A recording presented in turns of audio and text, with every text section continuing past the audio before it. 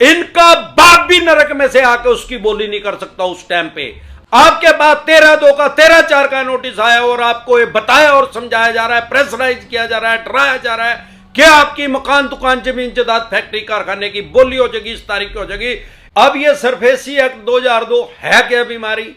भाई ये 2002 में आया है ये एक्ट। उससे पहले भी तो लोन लोग लेते थे, फैक्ट्री लगती थी, कारखाने लगते थे, कोठी बनती थी, बंगले बनते थे, मकान बनते थे, दुकान बनती थी, तब भी लोग लोन लेते थे और तब भी ईएमआई लोगों की डिफॉल्ट होती थी। ऐसा तो है नहीं कि भाई 100% की ने लोन लिया और 100 के 100 ही आदमी पूरे देने लग रहे। तब भी बैंक के पास तो राइट्स थे एक्शन करने के, लेकिन बैंक को सिविल कोर्ट में जाना पड़ता था। जैसे कि एग्रीकल्चर लैंड में आज भी सिविल कोर्ट में जाना पड़ता है। अब सिविल कोर्ट में बीमारी क्या थी, वही 35-40 साल लग जाए भाई सिविल कोर्ट में, तो उसमें बैंकों का पैसा फंस जाता था। तो ये जो 2002 सरफेसी एक्ट आया, इसके तहत बैंक या एनबीएफसी कंपनी के पास पावर आ गई आपके मकान को, दुकान को, जमीन को, फैक्ट्री को, कारखाने को सेल करने की, बिना कोर्ट में जाए। 13/2 का नोटिस देंगे। पहले तो सबसे पहले किसी भी केस को एनपीए में डालना पड़ेगा, नॉन परफॉर्मिंग एसेट, जो कि 3 महीने के बाद डाल सकते हैं। उसके बाद ये आपको सरफेसी एक्ट 13/2 के तहत आपको नोटिस देंगे, 60 दिन का टाइम देंगे। वो कानूनी भाषा में इनकी धमकी है, सामान्य बोलचाल की भाषा में मैं आपको बताता हूं। ये आपको कहेंगे भाई 60 दिन का टाइम है, 60 दिन में हमारे पैसे दे दे, नहीं तो इसको बर्तन को, डोबरों को, सोफे को, एसी को, फ्रिज को, सारे को सड़क पे फेंक देंगे, हम कब्जा ले लेंगे, या तो हमारे पैसे दे दे। वो 60 दिन भी चले गए, पैसे ही नहीं है तो क्या करें?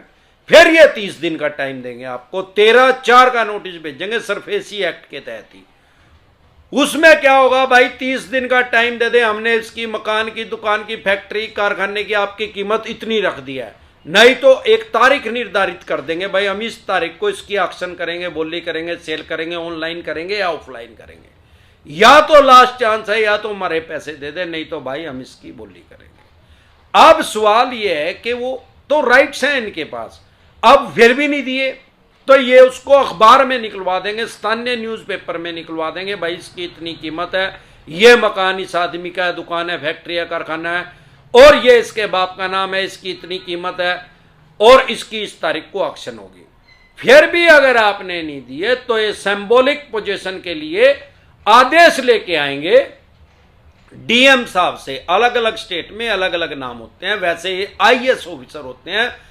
हरियाणा और पंजाब में तो इनको डीसी साहब बोलते हैं, और अदर स्टेट में मुंबई साइड इनको डीएम बोलते हैं, शायद दिल्ली में मेरे ख्याल इनको डीएम ही बोलते होंगे, यूपी में भी डीएम बोलते हैं। तो उनके आदेश लाके आपकी प्रॉपर्टी की ऑक्शन सेल तो ये कर सकते हैं। लेकिन ये अमरदीप कादियान तो बैठे ही है अभी, चिंता ना करो, ये डाल है, ये पात है, हम डाल है, को जिस तरह मर्जी उल्टा कर दो, सिर नीचा कर दो, टांगा ऊपर। हमारे साथ टेलीफोनिकली जुड़ना चाहते हैं तो आपकी स्क्रीन पे कमेंट बॉक्स के अंदर नंबर आया हुआ है 9306347314। अगर पर्सनली मीटिंग करना चाहते हैं, दिल्ली एनसीआर के पास से कहीं से भी देख रहे हैं, तो आप जो भी आपके पास डॉक्यूमेंट्स हैं उनको लेके मेरे को मिल सकते हैं कुंडली टीडीआई में। उसका क्या प्रोसेस है टेलीफोनिकली जुड़ने का या पर्सनल मीटिंग का, वो आपको इस नंबर पे पता लग जाएगा। इस नंबर को सेव करके व्हाट्सएप मैसेज करें, नॉर्मल मैसेज करेंगे कोई रिप्लाई नहीं आएगा, नॉर्मल फोन करेंगे कोई रिप्लाई नहीं आएगा, व्हाट्सएप कॉल करेंगे कोई रिप्लाई नहीं आएगा, व्हाट्सएप मैसेज करेंगे तो तुरंत प्रभाव से रिप्लाई आएगा, क्योंकि ये मेरी टीम के पास होता है। कर दो इनकी, ये आपकी प्रॉपर्टी को एकदम से छीन नहीं कर सकते, इसकी ऑक्शन नहीं कर सकते, बोली नहीं कर सकते, सेल नहीं कर सकते। क्यों भाई? ये जरूरत से ज्यादा शाणे हैं।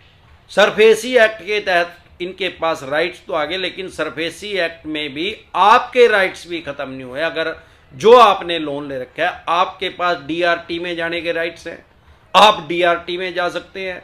डीआरटी के पास इतने राइट्स हैं, इतने अधिकार हैं, वो भी एक कोर्ट ही है। आपका 25% तक जो प्लंटी ब्याज जुर्माना इन्होंने लगाया उसको माफ कर सकती है, तो आप वहां जा सकते हैं।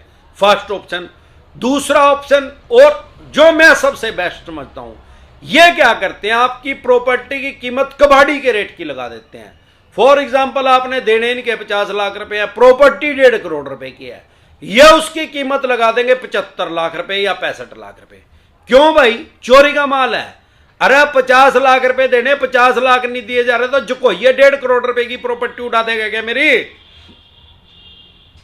जैसे ही ये प्रॉपर्टी की पहले 13/2 का नोटिस भेजा, वो तो 60 दिन का, कोई बात नहीं।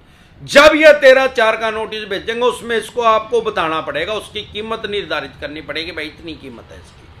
तुरंत प्रभाव से आप कोर्ट में जा सकते हैं कि भाई मेरे को न्याय मिलना चाहिए, मेरी प्रॉपर्टी की कीमत तो बाजार रेट पर लगाओ ना। सबसे पहले एक वकील के द्वारा इनके पास नोटिस भेज दे, जैसे ही आपकी प्रॉपर्टी की कम कीमत लगवाएं, उसको बैंक को ये बोलो भाई मेरी लोकेशन पे, जित लोकेशन पे मेरी मकान है, दुकान है, फैक्ट्री है, जितने गज की है, जिस गली में है, जिस सड़क में है, जिस मोहल्ले में है, इसी मोहल्ले में, इसी गली में, इसी सड़क में इतने ही गज की, इतने स्क्वायर यार्ड की, इतने स्क्वायर फुट की, जितने में आप बोल रहे हो 65 लाख रुपए में, आप 2 आदमियों से एफिडेविट लेके आओ कि भाई वो भी इतने में ही बेच रहे हैं, तो मैं इसको बाजार का रेट 65 लाख रुपए मान लूंगा। नहीं तो भाई साहब मेरी का तो 1.5 करोड़ रुपए, आप इसको 65 लाख रुपए में बेच के आप तो अपने पैसे लेके निकल जाओगे, मैं सड़क पे आ जाऊंगा। आप इनके खिलाफ कोर्ट में भी जा सकते हैं।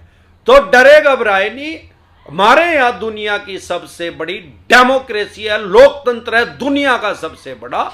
आपको न्याय मिलेगा, किसी भी गैर कानूनी तरीके से आपकी प्रॉपर्टी को ऑक्शन सेल नहीं कर सकते, अगर आपको अपने राइट्स पता है।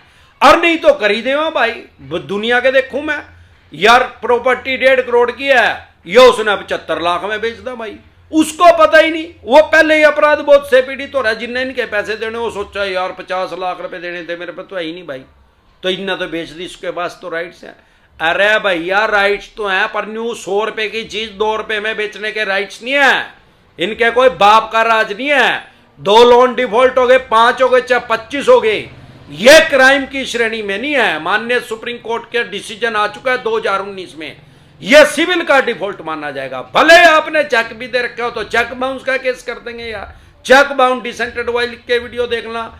लोन से रिलेटेड कोई भी दिक्कत परेशानी आपके किसी भी यार प्यारे रिश्तेदार को आ रही है या आपको आ रही है, तो जिस चैनल पे आप मुझे देख रहे हैं या फेसबुक पे भी देख रहे हैं, तो हमारे चैनल का नाम है डिसेंट एडवाइस, जिस पे पिछले 1 साल में मैं 1000 से भी ज्यादा वीडियो डाल चुका हूं लोन से रिलेटेड। कोई भी दिक्कत परेशानी आपको आ रही है या फ्यूचर में आएगी या आ चुकी है, वो प्रॉब्लम लिखनी है सिर्फ YouTube के सर्च के ऑप्शन में जाके, और आगे डिसेंट एडवाइस जैसे ही लिखेंगे तुरंत प्रभाव से अमरदीप का ध्यान पेश हो जाएगा। जैसे पहले एक आता था अलाउद्दीन का चिराग, उसको ऐसे खींचते थे, वो कहता था क्या हुक्म है मेरे आका, ऐसे तुरंत प्रभाव से आपकी समस्या का समाधान हो जाएगा। आप उसको अगर कुछ डाउट रह जाए, कुछ ना समझ में आए, वहीं पे आप कमेंट छोड़ सकते हैं। जब मैं ऑनलाइन होता हूं मैं 100% उसका रिप्लाई करता हूं। इसके अलावा अगर आप हमारे साथ टेलीफोनिकली जुड़ना चाहते हैं या दिल्ली NCR से पास से कहीं से मुझे देख रहे हैं, आप मेरे से पर्सनली मीटिंग करना चाहते हैं, लोन से रिलेटेड जो भी आपके डॉक्यूमेंट्स हैं वो लेके आप मेरे को कुंडली TDI में मिल सकते हैं या टेलीफोनिकली जुड़ सकते हैं। आपकी स्क्रीन पे नंबर आया हुआ है 9306347314, इस नंबर को सेव करके व्हाट्सएप मैसेज करके आप जान सकते हैं क्या प्रोसेस है हमारे साथ जुड़ने का। एक बार जोर से मिलकर नारा लगाएंगे, जय ससुराल वालों की।